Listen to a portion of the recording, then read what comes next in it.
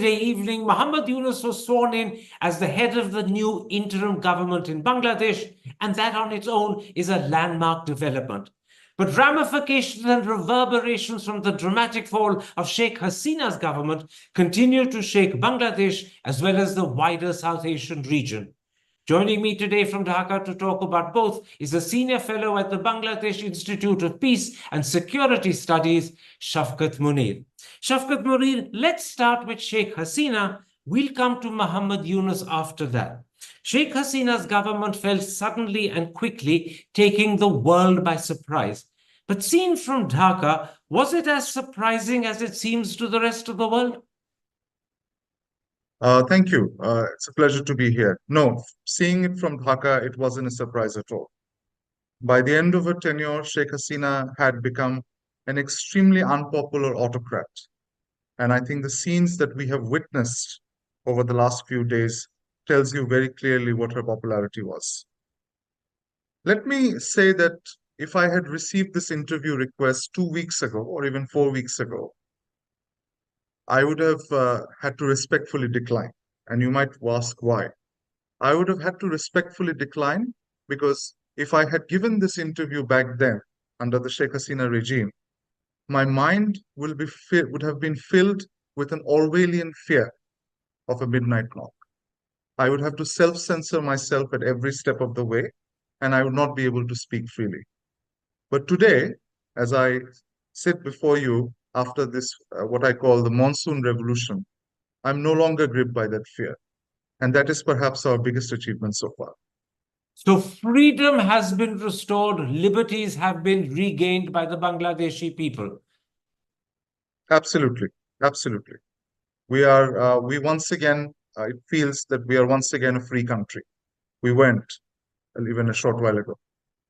There is a view in Delhi that Sheikh Hasina's fall is not simply the result of a massive student-led protest, but it's been manipulated by Islamic fundamentalist forces, including the Bangladesh Nationalist Party and the Jamaat-e-Islami. To what extent do you agree with that view, and to what extent does that view simply reflect New Delhi's prejudice, what some in India might even call New Delhi's paranoia? Well, let me begin by saying that it is a people's revolution. Let us look at the visuals. Who came out? Students came out. The workers came out. The housewives came out. The children came out. Yes, other political parties also joined because they wanted to reap the benefits from this revolution because people were united in their condemnation and their sort of outrage against the regime. But to cast it as a revolution which has been basically orchestrated by political parties or a lot of the other unhelpful commentary that I'm seeing on Indian television is not really right. It is not a revolution by fundamentalists or radicals. Let us make no mistake about that. It is largely a secular revolution. It's a Generation Z revolution. So I think we need to remember those facts.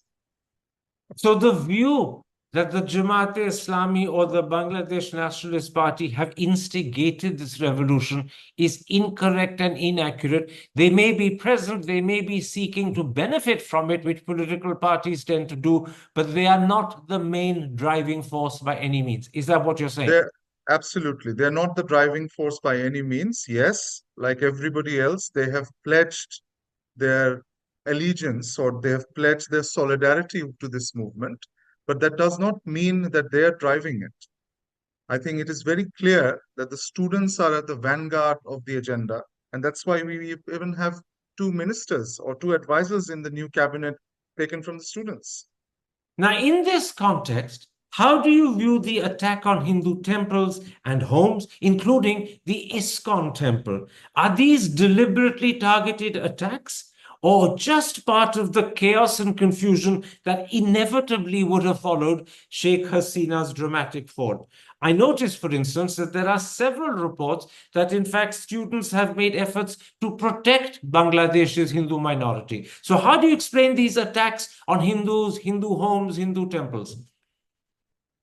All revolutions by nature are chaotic, and we are in a post-revolutionary stage right now.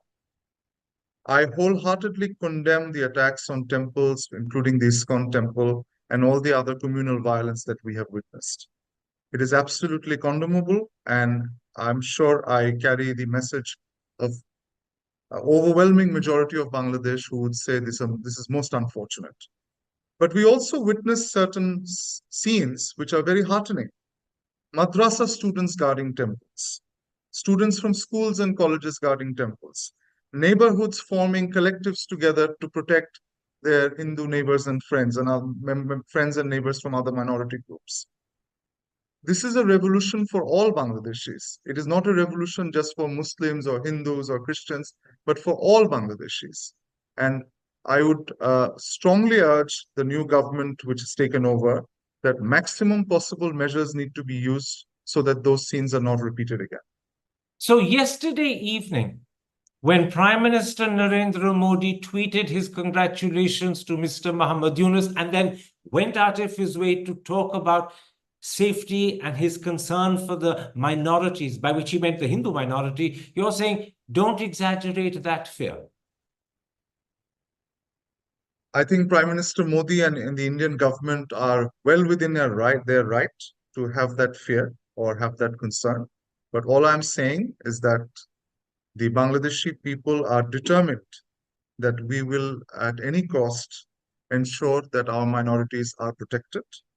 All political parties have come out and stated that that is also their goal as well. And I'm sure the new government, which is just taken over, they would try their utmost to ensure that all minorities are protected. And it is not just about this particular revolution, but it is also about our identity as a Bangladeshi nation, because we are a nation for all Bangladeshis, irrespective of whatever faiths people might profess. Now, there is also a view in Delhi that Pakistan's ISI and China have had a hand in Hasina's fall. Do they have a role to play? Or again, is this unfounded suspicion? I noticed, by the way, that in an interview he gave yesterday to India's news agency, the Press Trust of India, Sheikh Hasina's son Sajid has actually specifically said he believes the ISI was involved in his mother's downfall. Would you agree with that view? I'm not privy to what information Mr. Sajib has, but I absolutely do not see in hands of ISI or any foreign powers. I want to reiterate that this is a people's revolution. It is a revolution which was the culmination of over a decade of agony under an autocratic regime, which had taken away people's right to vote, people's voice, which had presided over absolutely horrendous levels of corruption. You have seen images of secret prisons. So I think we need to take those facts into account. Dismissing it as the operation of a foreign hand or coming up with elaborate explanations and conspiracy theories is not going to help anyone. I think everyone must realize that this is a people's revolution. The people have spoken, the people have voiced their anger, and the fact remains that the anger was so palpable, the anger was so overwhelming that Sheikh Hasina had to flee, leaving behind her party and everything else. So I think that those are the things we need to take into account. Dismissing it as an uprising influenced by a foreign hand is not going to help anyone.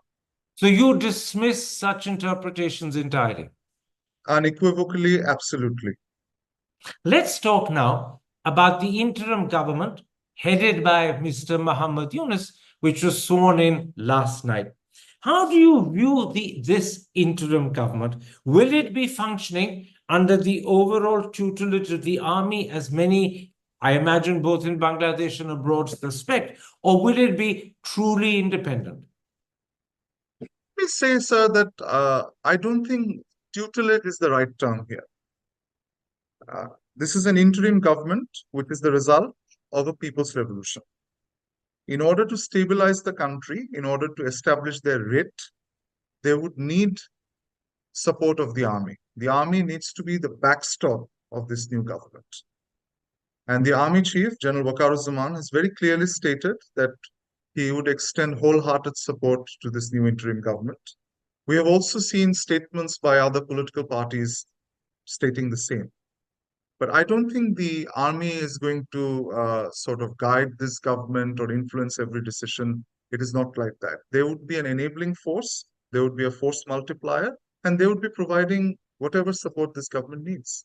Let me put it like this. In a democracy, the army chief is subordinate to the prime minister. There's no question or doubt about that. Your equivalent of a prime minister in the interim government, although he's called chief advisor, is Muhammad Yunus. Is General Waqar-uz-Zaman, the army chief, subordinate to Mr. Muhammad Yunus? Of course, he is. General Waqar-uz-Zaman is subordinate to the chief advisor and the interim government. Absolutely. Let's talk a little about Mr. Muhammad Yunus. He's 84, and as far as I know, he has no previous experience of government administration. At a time when authority and governance are widely believed to be very close to collapse in Bangladesh and need to be hastily restored, is he the right man for this Herculean task of putting things together again? Dr. Mohammad Yunus is no ordinary individual. He's a global icon. He has just returned from the Paris Olympics, where he played a very crucial role. He's known the world over. At a time like this, when we have just come out of nearly 16 years of tyrannical autocracy, when the nation is uh, traumatized, when the nation is divided, it is still suffering from the post-traumatic stress of brutal repression, we need a unifying figure. We need a pan-national figure who would be able to unite everybody, uh, carry out the reform agenda which the people want this government to carry out, and pave the way for free, fair, and credible elections, something we have not had for a very long time. So I think in that respect, if we want to view Professor Yunus, he is probably the most qualified candidate for this position. You're He has an able Forgive me interrupting, you're suggesting that his primary role is that he is a unifying figure who can, at this moment, bring all of Bangladesh together. His primary role is that of a unifying figure. He has put together an able team of advisors. I'm sure more advisors would be inducted in due course, and they will help him steer the ship of state. As I have said earlier, the military and other organs of the state, even those of us who belong to the civil society, are here to help him. So I'm sure he would be able to take us in the right direction. Now, reports say that a 16-person interim government has been sworn in. Two of the members of that government are student leaders who were at the forefront of the revolution that removed Sheikh Hasina. What do we know about the other members of this government? What can you tell me about their character, their background, and what they represent? It's a very interesting group. It has a former foreign secretary, it has a former army brigadier and a security analyst, it has a noted human rights defender, it has noted environmental activists, noted electoral right activists. So it's a combination of professionals, of students, and leading civil society domains. So I think I'm quite confident that they have the ability to take the country into the right path and help us um, realize the dreams of this revolution, carry out the reforms. But obviously, I'm quite sure the new people will be inducted in due course.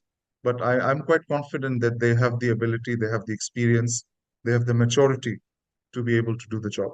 Are there any members of the Jamaat-e-Islami or the Bangladesh Nationalist Party who are members of the interim government? To the best of my knowledge, none of the members of the interim government have any links to BNP or the Jamaat-e-Islami. Now, newspaper reports, both I imagine abroad, but perhaps in your own country as well, are saying that Bangladesh faces two key priorities at the moment. The first is policing and law and order. The second is reviving the economy. Which do you believe will be the priority for Mr. Yunus? I noticed that in the comments that he's made shortly after his arrival in Dhaka yesterday, he's spoken repeatedly and emphatically of the need for discipline. Does that mean ensuring law and order, ending any threat of violence or looting is going to be his top priority, at least initially? His top priority right now is ensuring law and order, bringing back stability, ending all kinds of anarchy and arson, stabilizing the country. That is the topmost priority for the new government.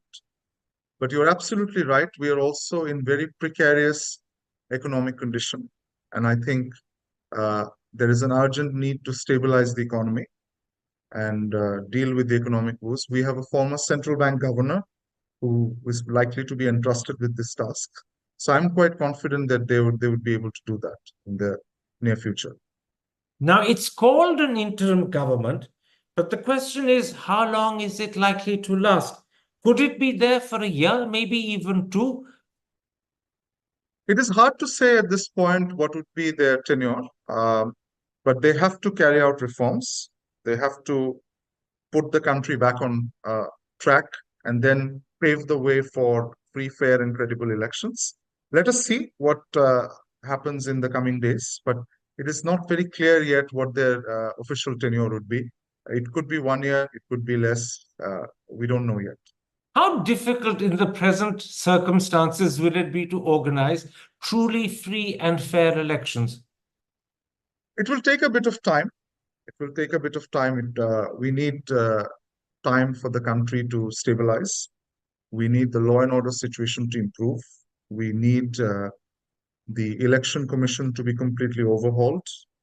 We also need the electoral process to be put back on track. Let's remember that Sheikh Hasina did not allow this country to have a free, fair, and credible election since 2014. So a total of 3 flawed elections took place, including one in January this year. And the entire integrity of the electoral process was compromised. So I suspect it will take a little bit of time for the government, new interim government, to renew that process, to refresh that process, and to ensure that next time elections are held, people like me and many others are able to vote. I was quite struck by a comment by Professor Yunus that all the young people who are in this movement have never voted because we have never had an election since 2014. Tell We me this. voted. Yeah. Sorry, please carry on. No. I said we voted. I voted as well in some of these elections, but it was meaningless. The vote wouldn't count. The result was preordained.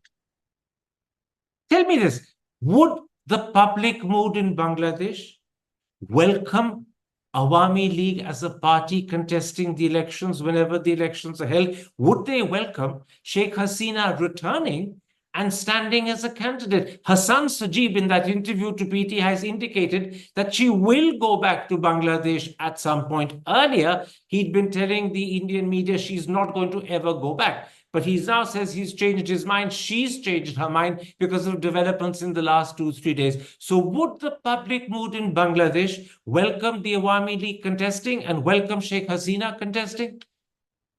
If the public mood had been permissive of Sheikh Hasina contesting the next election, she would not have to flee on 45 minutes notice. I think that itself is a very clear marker of where the public's mood is. I don't think the public are in any mood to see Sheikh Hasina returning and contesting in the election. I don't know what Mr. Sajib is saying or on what basis he has said this, but that's the ground reality.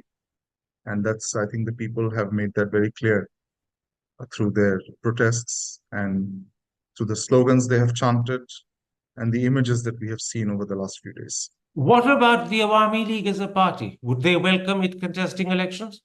I don't think there should be any problem with Awami League as a party contesting the election, but the party of Awami League is currently in complete disarray. They have been deserted by their leader, who left with her sister, and there is no clear direction as to who is running the party. Awami League as a party is also disliked by the people significantly for what they have done over the last decade and a half. So we need accountability for that. Awami League as a party would need to go through significant reforms. A new leadership has to emerge, and then perhaps people will consider whether they want to vote for them or not. Shafkat Murid, let's at this point talk about India-Bangladesh relations. while Sheikh Hasina was in power, there was an extremely close relationship, not just between the two countries, but between the two prime ministers as well. As you know, she visited India twice in June, first for Mr. Modi's swearing in, and then again as a formal visit as a head of government. As an analyst who follows this closely, what do people like you hope for in the relationship between Delhi and Dhaka in the weeks and months and years to come? As I have said in some of the other remarks, there is an urgent need for New Delhi to signal that it stands with the people of Bangladesh, that its relationship is not based on an individual or a political party, but it is a relationship between the Republic of India and the People's Republic of Bangladesh. It is a relationship between the people of India and the people of this country. There is a need to recognize a people's revolution has taken place, and a new interim government or whatever future political government might emerge. Everyone wants to pursue a constructive, productive, and a meaningful relationship with India. India is our largest neighbor. We share a border of over 4,000 kilometers. India stood with us during the War of Liberation, and all Bangladeshis want a productive, constructive relationship with India. Geopolitics dictates that, geography dictates that. But in order to do that, we also need the government of India and the people of India to signal to us that, yes, we are with you. And I have also suggested in some of my other comments that it is perhaps important for the government of India to consider whether it wants to send a special envoy to Dhaka to begin parleys with this new regime, because I think we must make a new beginning. Sheikh Hasina is history. We need to move ahead.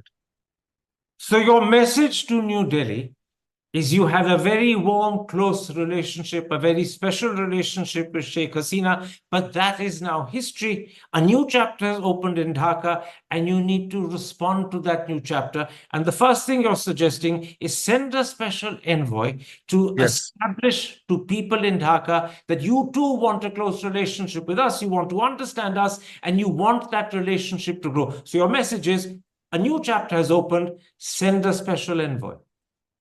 My message is, a new chapter has opened, a new dawn has broken.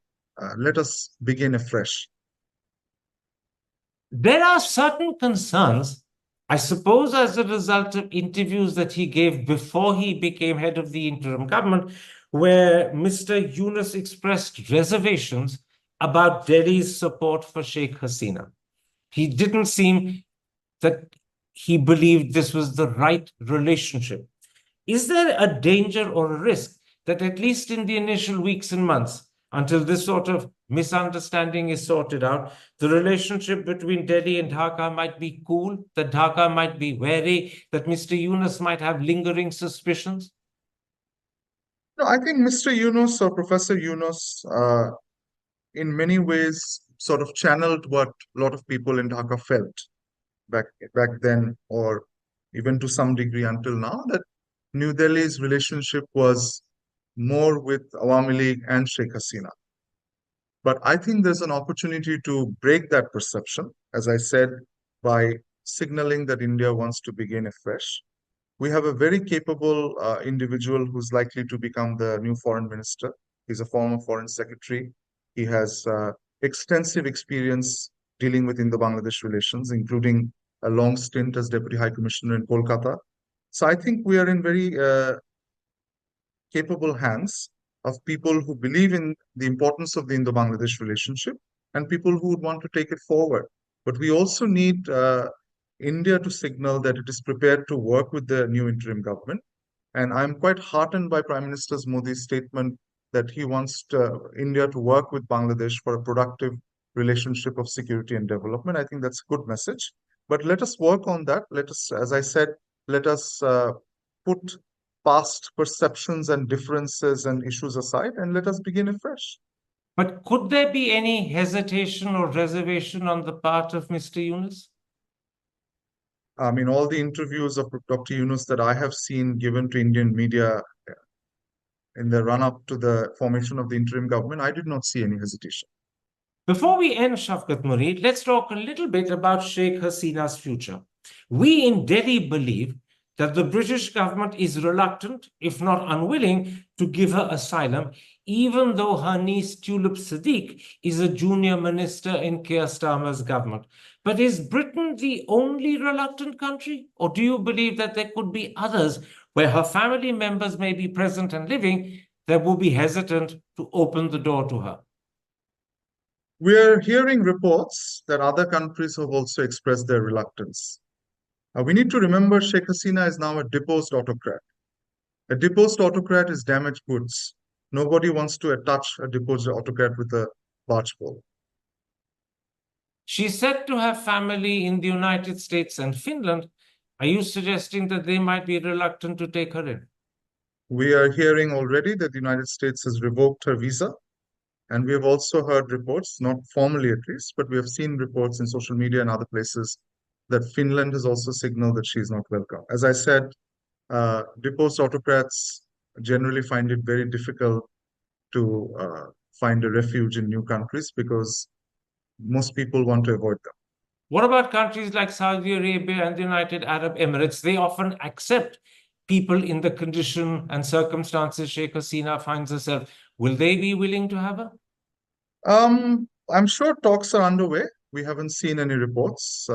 Let's see. Those countries would also be mindful that there is a huge Bangladeshi diaspora in both Saudi Arabia and the UAE. And this revolution, the diaspora also played a huge role. And I'm not entirely sure they would be happy to see her there. Meanwhile, Sheikh Hasina is in Delhi. As you know, she's been there since she fled the country on the 5th. And Sheikh Hasina's daughter lives in Delhi, where she is the regional head of the World Health Organization.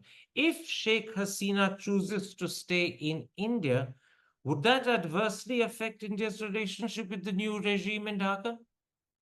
We have seen statements by students who have said that they're not pleased that Sheikh Hasina has fled to Delhi and has found shelter there. We are yet to see any statement by the interim government. Let us see what they say.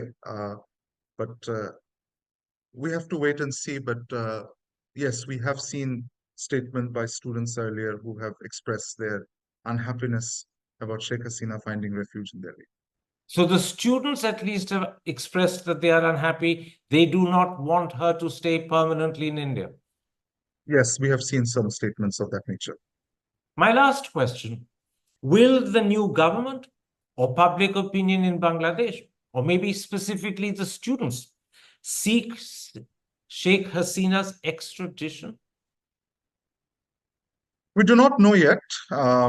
As I said a little while earlier, that there is a certain degree of angst, at least among the student population, that she has fled to India and she has found refuge there. There has been no specific talk about extradition. It's a legal matter, so we have to wait and see. And it is for the new interim government to answer that question. But we have to wait and watch. But do you think the public mood that wants justice, and maybe there are several elements of the public mood that want revenge, would go so far as to demand extradition, whether it's from India or any other country that she ends up in? Public mood is extremely ugly right now. The public want accountability. The public want justice. We are yet to even determine how many people were actually killed over the course of this movement that spanned over a month. So I think, yes, public would want justice, public would want accountability, and an accountability for all the atrocities committed over the last 1 month and during the entire tenure. So this is something the interim government will have to address, that how the process of accountability and justice. We have seen a statement both from the army chief and the new chief advisor that all crimes would be punished. But let us see how they do that. The army chief's wife, it's reported, is a cousin of Sheikh Hasina. If that's correct, it's a fairly close relationship. However, he did play a critical role in ensuring she left the country. It was his advice to her and his contacting her children that put pressure on her to leave. But do you think the army, when it says it wants accountability, or the students, when they say they want accountability, actually mean bringing Sheikh Hasina to justice? Well, we don't know that yet, whether it means bringing Sheikh Hasina to justice or not. So that would have to be a legal process. We also need a process of reconciliation. A lot of wounds have to be healed. There's an enormous amount of trauma in this country right now. We are seeing images of people who have come out of a secret prison after nearly 10 years to find that their mother passed away 5 years ago.